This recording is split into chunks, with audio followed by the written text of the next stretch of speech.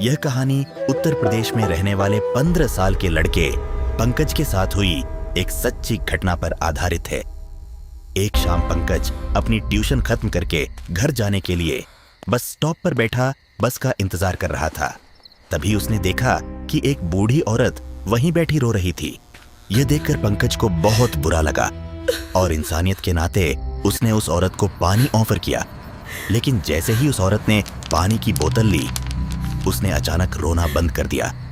फिर उसने धीरे धीरे अपना सिर उठाया और पंकज की तरफ बहुत ही डरावनी नजरों से देखने लगी।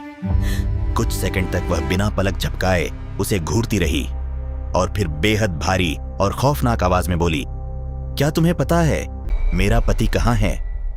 अगर पता है तो मुझे अभी बता दो, वरना तुम्हारे साथ अच्छा नहीं होगा। यह सुनते ही पंकज 2 कदम पीछे हट गया। उसे लगा कि शायद वह औरत पागल है, लेकिन तभी वह बूढ़ी औरत अपनी जगह से उठी और धीरे धीरे पंकज की तरफ बढ़ने लगी। पंकज पहले तो घबरा गया, लेकिन जैसे ही उसकी नजर उस औरत के पैरों पर पड़ी, उसके शरीर में सिहरन दौड़ गई। उस औरत के पैर बुरी तरह टूटे हुए थे और सबसे डरावनी बात यह थी कि वह जमीन पर चल नहीं रही थी, बल्कि जमीन से थोड़ा ऊपर हवा में तैर रही थी। यह देखते ही पंकज के होश उड़ गए। उसके साथ ऐसा कुछ पहली बार हो रहा था। डर के मारे उसने अपनी पानी की बोतल वहीं गिरा दी और पूरी ताकत से भागने लगा। भागते भागते वह सीधा अपने घर पहुंचा।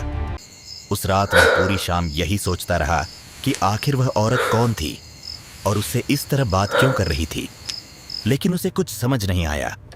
रात 2 बजे जो हुआ, उसने पंकज की जिंदगी बदल दी। उसी रात करीब 2 बजे पंकज की नींद अचानक किसी के रोने की आवाज से खुल गई। वह जैसे ही घबराकर उठकर बैठा, उसके होश उड़ गए। वही बस स्टॉप वाली बूढ़ी औरत उसके बिस्तर पर बैठी रो रही थी।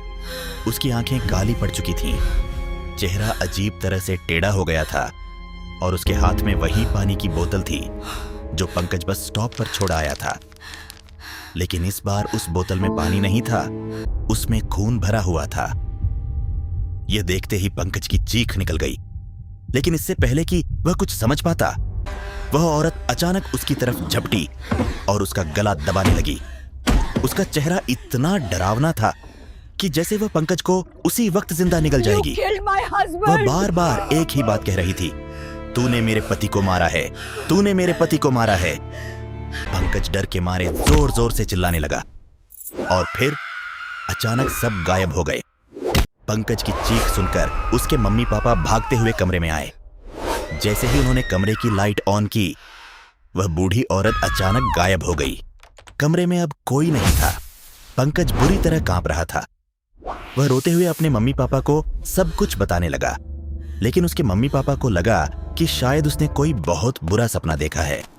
उन्होंने उसे शांत कराया और वापस सुलाने की कोशिश की, लेकिन पंकज जानता था वह सपना नहीं था। आज तक नहीं मिला उस रात का जवाब। आज तक पंकज समझ नहीं पाया कि उस रात उसके साथ आखिर क्या हुआ था। वह बूढ़ी औरत कौन थी, उसका पति कौन था, और वह बार बार पंकज पर इल्जाम क्यों लगा रही थी। उस रात के बाद पंकज कई महीनों तक बहुत सहमा सहमा रहने लगा। उसने अपनी ट्यूशन भी छोड़ दी और फिर कभी उस बस स्टॉप वाले रास्ते पर नहीं गया। लेकिन सबसे बड़ा सवाल आज भी वही है, क्या वह सच में कोई भटकती आत्मा थी, या फिर उस बस स्टॉप पर कोई ऐसा राज छुपा है जिसे आज तक कोई नहीं जान पाया? तो आपको क्या लगता है, कौन थी वह औरत और कैसी लगी आपको आज की यह डरावनी कहानी? अगर आपको यह कहानी अच्छी लगी तो हमारे चैनल पंकज पुन्नी 94 को जरूर सपोर्ट करें।